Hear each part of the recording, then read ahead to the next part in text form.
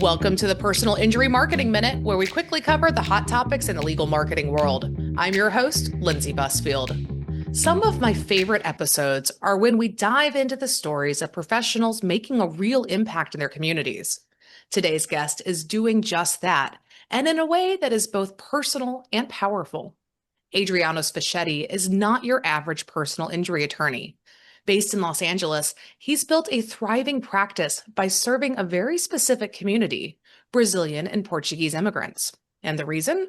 It's deeply rooted in his own story, which gives him a rare and authentic cultural connection to the people he now advocates for in court. From overcoming language barriers to navigating the complex U.S. legal system, he's made it his mission to protect and empower those who often feel overlooked or misunderstood. Thank you so much for joining us today, Adrianos. Glad to be here. Well, tell us a little bit about your origin story and how you got into law. So it wasn't like I was always planning on being a lawyer. In fact, when I had gone to law school, I was probably I'd met like one lawyer up until that point. But it was sort of a default position. I wasn't really sure what I wanted to do, and I wanted to sort of keep my options open. Then when I finished law school, just because of my background, my dad had started his own businesses, my brother started his own businesses. I think we were all just too stubborn to work for somebody else. I would have made a horrible employee. And so I knew I wanted to start my own thing. And so when I started out, I had no connections, nothing. My parents had come from Brazil and Argentina. And so it wasn't like I had, a silver spoon in my mouth or any kind of connections. And then, I figured out that I needed to get business, right? And so I had met a mentor about 2 years in, and because I had no idea what I was doing. And he said to me, look, I'm going to sort of take you under my wing. I'm going to teach you what to do. I said, great. And we started doing kind of litigation. So real estate litigation, business litigation, whatever you can think of. And then one day he says to me, we're going to do a car accident case. And I said, not sure I want to do that, George. And he says, we are going to do it. So I said, okay, fine. So long story short, we're working on this case, and we were like the fourth attorneys in the case, so it's not a good case. And he says the policy limits are $25,000 and the offer is $7,500, and I'm calculating that that's about $200 in my pocket, which was like $1 million for me. I needed the money badly, and he says, no, we're going to go to trial. So I said, as long as you do the entire trial, I'm totally fine with it. And he said, don't worry. He was like in his mid 70s. So we get to trial, and all of a sudden, it's not going well. He's a little too old, a little too long in the tooth. And he turns to me and says, I think trial's a young man's game, Adrianos. I want you to start doing stuff in the trial. I said, George, I can't do it. He says, if you don't do it, I never want to see your face again. And so I got thrown to the deep end. And so I did it. Same thing with the closing argument. He has me do the closing argument. I do it as best as I can. And then after the closing argument, we're sitting in the hallway, and the defense attorney turns to me and says, Adrianos, that was the best closing argument I've ever seen. And I looked at him because I thought he was hitting on me or something. I could not believe that this was a real compliment. And I said, okay. And then whatever. So we go in front of the jury, and the jury reads the verdict, and we got an $80,000 verdict. Wow. So my thought was, maybe I can actually do this. And that's how I started. And just little by little, just grinding, trying to get more business and trying to get a reputation in the personal injury community. Well, and that's fantastic. I mean, and so many attorneys start out because their family is they're full of lawyers and they've had this experience growing up, and like it's just expected of them to go through this path. So it's always refreshing to hear from somebody who didn't grow up dreaming of being an attorney or who didn't have those built-in mentors in life. And you don't necessarily need to know everything or be inundated with it, when you're a kid, so long as you know who to ask. And so having that mentor relationship was clearly fundamental in your success and to where you are now.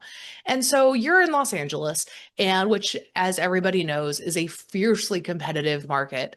But talk to us about how you have niched down your practice and a little bit about your cultural background and how that influences the cases that are naturally drawn to you now. So growing up as a kid, I saw how difficult it was for my parents to sort of, um, get used to the culture here, to make a living. Obviously, they were from different countries, didn't speak the language initially, but they did a lot to sort of educate themselves and to sort of build this amazing life, which I'm really proud of them for doing that. And a few years ago, unfortunately, 3, 4 years ago, my mom had Alzheimer's and passed away, and so I decided, how do I stay connected to the culture? Like, there's not a ton of Brazilians in California. And so I thought, what, maybe I can help the community. So I went around to all these different Brazilian lawyers and I said, who's the guy or gal who does personal injury? There's got to be one person. They all looked at me and said, it's going to be you. And I said, that can't be true. Either there's no market or there's just nobody doing it. So I started asking other attorneys, and they kept on saying the same thing. And so I said, you know what? Maybe I should get into this market, see if I can help this community. And I started doing that. And so once I got into the community, I realized how much of a need there was for somebody who actually spoke Portuguese. I'm a dual citizen Brazilian. I was raised in LA, but I started really focusing on that segment of the population, and it's really paid dividends for me. That's fantastic. So how does this inform your marketing efforts? So, Did you get connected in the community? A couple of different ways that I get connected with the community is, like I said, I've met other pillars of the Portuguese community, Brazilian community. I've met with other attorneys, gotten to create wonderful relationships with them. And honestly, I would do it for free, just because it keeps me connected to the culture. But it's sort of impacted how I do marketing in general, because I try to do marketing that's something that's fun for me. I've learned that if it's not fun, you're not going to do it. And even if you do it, it's not going to work. People are going to see right through it. So if I'm having a meeting like this one, my thought is, what's one interesting thing I can learn about the other person? That's kind of how I look at things. And so, getting back to the marketing, so what I do is, I get involved in Facebook communities where people are asking questions, they have problems. Every once in a while, I'll make comments on certain posts. I'm not selling anything. I'm just trying to be helpful, and I'm also getting a pulse on what's important to them. Right? How do I get into sort of the mind of the person who I want to help? And then eventually, like, every once in a while, once a week or so, I might do something that's more educational with a call to action at the end of the post. And so a couple of those things, not a lot of work, maybe like half an hour a week in these Facebook groups. It's just about identifying those groups and building relationships with the owners of those groups so that they're comfortable that you're, a legitimate business owner that can actually help. Because the real problem, Lindsay, is that there's a lot of, unfortunately, non-attorneys who give or try to give advice to these vulnerable populations. And I've seen it so many times, especially for immigration law, where they will take advantage of people. And the sad part is, and I've talked to so many people, they've gotten in an auto accident, Brazilians, and they get a serious injury, like a back injury where they needed a surgery. And they just didn't even know they had any legal rights. Number one, because they're deathly afraid that if they make a claim, that the immigration services is going to come and snatch them up, which is totally not true. It's not going to happen. And they just are not aware that this actually exists as a legal right because it doesn't exist in their country. So it's about educating them. It's about being involved in the community. And it's about just doing something where I'm going to feel good at the end of the day. And I love that use of social media, getting involved in these groups. And so we talk to so many attorneys who are like, I want to start a social media campaign and put out these ads and do this and that. And a lot of times, intent is good, but it's kind of missing the mark and not going to be generating any leads and really not going to be making Mhm. a connection with anybody because nobody goes to Facebook to see, top 10 things not to do after a car accident. But if somebody is going to one of these forums, and I see this a lot with the Apex Carry Moms group here, where women are looking for daycare recommendations or they're looking for divorce attorneys a lot of times. And by having that targeted interest and specific questions, you can keep a beat on what is important within a specific community, but also just be able to provide some helpful information and yeah, maybe get your name out there as a trusted resource. So I think that that's a really great way to use social media, and you're going about that in um, the way that I would absolutely recommend. So you talked a little bit about this educational component where these people, these communities might not understand that they have protected rights, even if they're not citizens, and they're coming from backgrounds where this isn't something that they're super familiar with. What are some of the other unique challenges that Brazilian Portuguese immigrants face when dealing with personal injury cases here in the United States? So a lot of them, like I said, I think the key one is that they don't have an understanding of how the legal process works at all.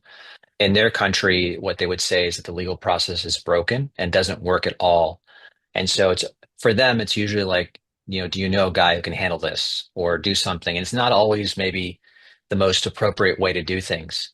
And so there's not a lot of trust. And so one of the challenges that I have is sort of gaining that trust so that they can trust me to be able to actually help them and not, mistreat them. The other thing too that is a challenge culturally is they believe that there's always going to be some sort of hidden charge, like someone's going to charge them for something. And believe it or not, sometimes people, there's sort of that adage that if it sounds too good to be true, it probably is. And so when I say there's no upfront charge, it's a contingency fee, you would think that it would lower their sense of risk, but sometimes they see that as being suspicious. And so for me, it's just generally a lot of education. Also the big challenge too is that they don't have a lot of personal networks here. So let's say, for example, you were to have a surgery or get an issue or some sort of injury, you probably have family or friends here in your community who can actually help you for a couple of days while you're, in bed, recovering from a procedure. But they don't have personal networks. And so what do you do if you're driving Uber all day to make money and you got to drive? And if you don't drive, you don't make money. So that's one of the big issues that I see is number one, education, and number two, the lack of these personal networks that can help them get the adequate medical care that they need. And so we do certain things in our office to give them that opportunity.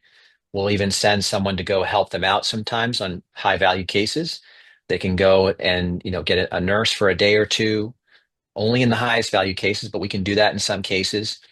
And we're always looking, for ways to give this unreasonable client service, which is one thing that I think distinguishes our firm from others. And that's amazing that you are able to offer that support, especially for those who are severely injured and really need the most help getting back on their feet or getting the medical care that you need. And do you find any issues during the legal process itself with insurance companies, or any language barrier issues when it comes to helping this community? Yeah, they're definitely since there's probably only about 200,000 or 300,000 Brazilians in California, believe it or not, sometimes we have just sort of practical issues in terms of translation. So if I've got to get a person to translate for a deposition, that can be a little bit challenging. If I need a recorded statement, which we do occasionally, that can be a challenge to find a person who actually speaks Portuguese and the dialect and version of Portuguese. I would do it myself, but I'm not certified, and it's probably not a good idea to do it.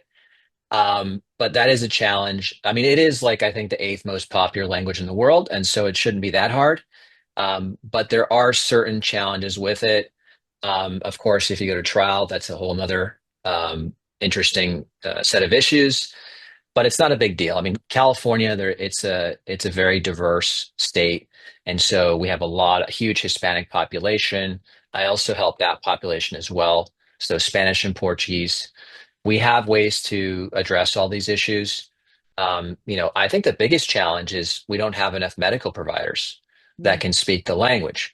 But the interesting thing is with technology and AI, some of my providers have iPads, and so they'll bring the iPad into the room. And I only work with providers that can actually do this, and they'll have the iPad in there, and it's simultaneous translation.